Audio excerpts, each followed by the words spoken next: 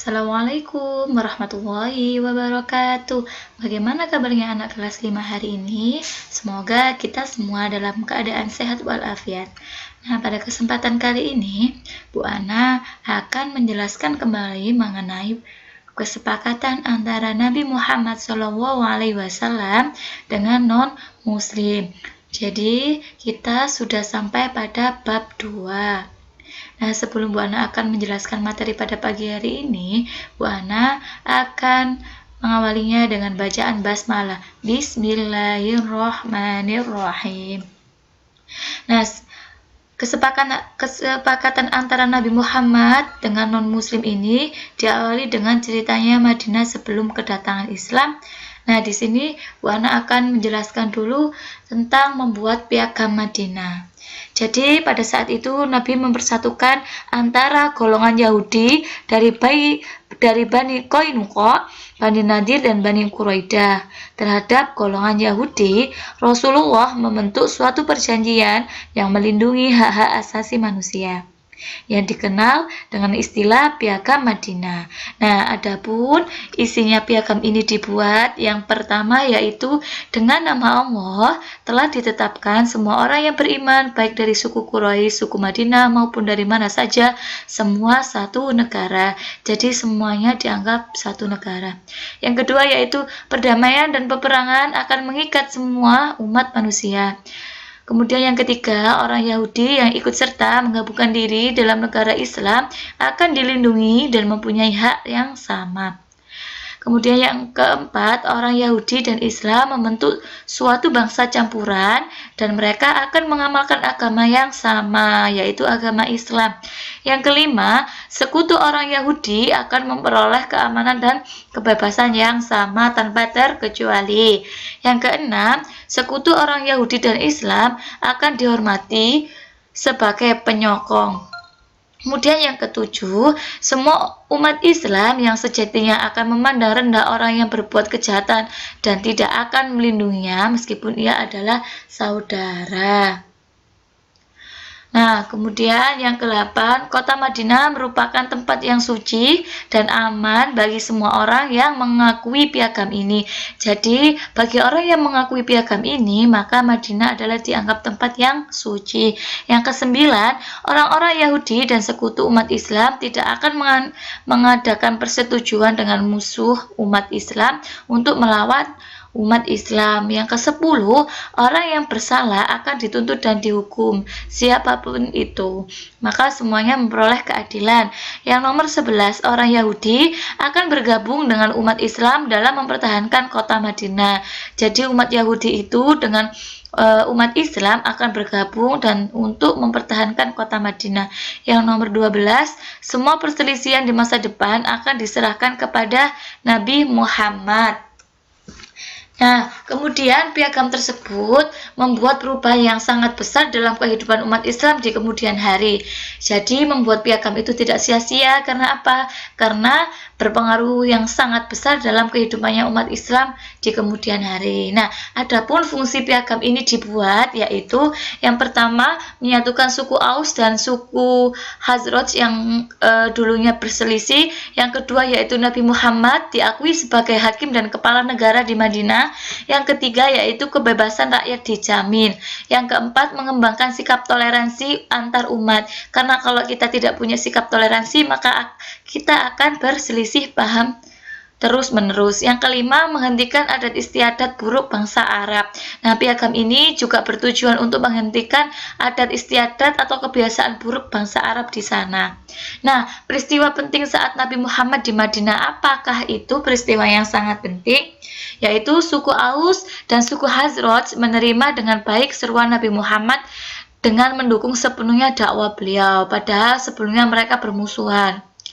Nah, jadi suku tersebut sebelumnya itu bermusuhan dengan ajarannya Nabi Muhammad, maka sekarang mereka mendukung sepenuhnya dakwanya Rasulullah.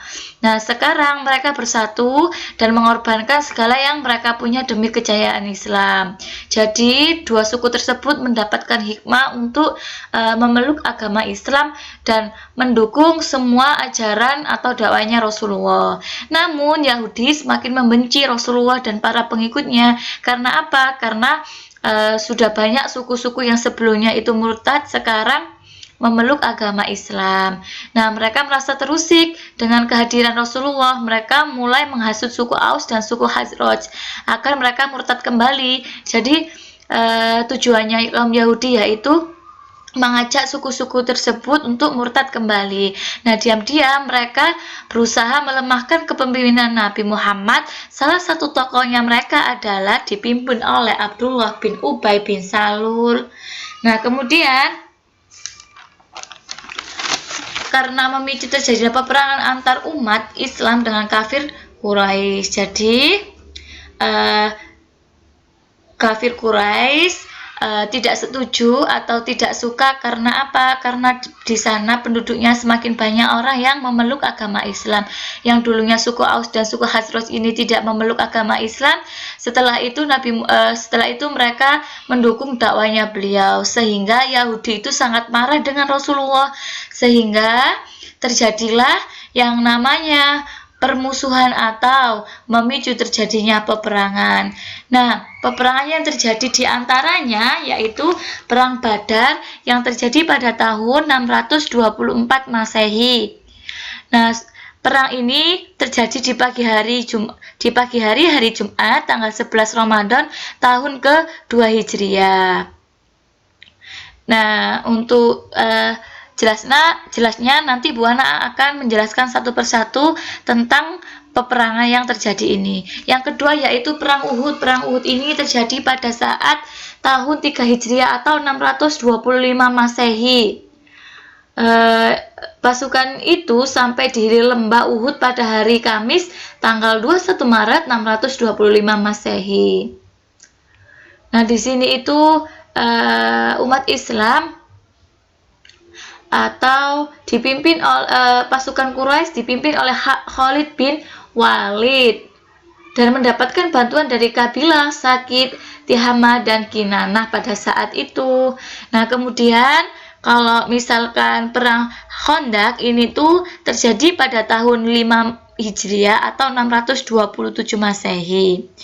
Nah, perang ini adalah 2 tahun setelah mengalami kekalahan dalam perang Uhud. Kekuatan pasukan Islam pulih kembali. Pada peperangan ini terjadi kekuatan gabungan dari pihak musuh yang terdiri dari orang-orang kafir Quraisy, Yahudi, dan suku Badui. Jadi, perang Khandaq ini Abu Sufyan sebagai panglima tertinggi pasukan gabungan akhirnya memutuskan mundur dan tidak mau melanjutkan peperangan dan kembali ke Mekah. Dengan demikian, peperangan berhasil dimenangkan oleh umat Islam dan dengan kemenangan ini menjadi kota Madinah harum kembali dan disegani oleh negeri-negeri yang lain. Perang Khandaq. Sedangkan perjanjian Hudaybiyah setelah 6 tahun menetap di kota Madinah, kaum muslimin ingin menunaikan ibadah haji dan sekaligus mengunjungi kota Mekah. Nah, pada bulan Dzulqa'dah tahun ke-6 dari hijrah Nabi atau bertepatan dengan 628 Masehi, umat Islam bersama Nabi Muhammad berangkat ke Mekah untuk menunaikan ibadah haji. Nah, kemudian yang keenam yaitu perang Mut'ah. Kelima yaitu perang Khaybar. Lokasi perang ini adalah di daerah Khaybar. Perang Khaybar merupakan perang untuk menaklukkan Yahudi. Masyarakat Yahudi Khaybar paling sering mengancam pihak Madinah melalui persekutuan Quraisy atau Ghatafan. Nah, pasukan muslim yang dipimpin oleh Nabi Muhammad menyerang benteng pertahanan Yahudi di Khaybar. Pasukan muslim mengepung dan memutuskan aliran air ke benteng Yahudi. Taktik itu ternyata berhasil dan akhirnya pasukan muslim memenangkan pertempuran setelah menguasai daerah Khaybar. Nah, terjadi pada 7 Masehi. Kemudian perang Mut'ah, yaitu perang ini terjadi karena Haris Al-Ghasani, Raja Hirah, menolak penyampaian wahyu dan ajakan masuk agama Islam yang dilakukan oleh Nabi Muhammad. Nah, jadi peperangan ini terjadi ketika Rasulullah berdakwah dengan mendapatkan halangan dan rintangan banyak peperangan yang dihadapi oleh kaum muslimin pada saat itu. Bagaimana anak-anak? Apakah kalian sudah paham? Kalau belum, silakan ditanyakan sama Bu Ana via WhatsApp. Bagian manakah yang belum kalian pahami?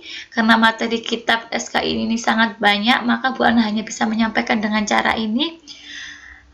Kemudian di sini ada tugas untuk kalian, yaitu pilihlah satu saja kejadian atau peperangan antara kaum muslimin dengan kaum Quraisy. Kemudian kalian merangkum dengan singkat mengenai satu peperangan yang sudah kalian pilih tadi. Jadi di antara 6 peperangan tadi, silakan kalian pilih satu saja peperangannya dan kemudian kalian ceritakan dengan singkat, kemudian dikirim ke via WhatsApp-nya Bu Ana. Oke, terima kasih. Kurang lebihnya Bu Ana mohon maaf, semoga bermanfaat. Sebelum mengakhiri, Bu Ana akan mengakhiri dengan bacaan hamdalah. Alhamdulillahirabbil alamin. Terima kasih. Wassalamualaikum warahmatullahi wabarakatuh.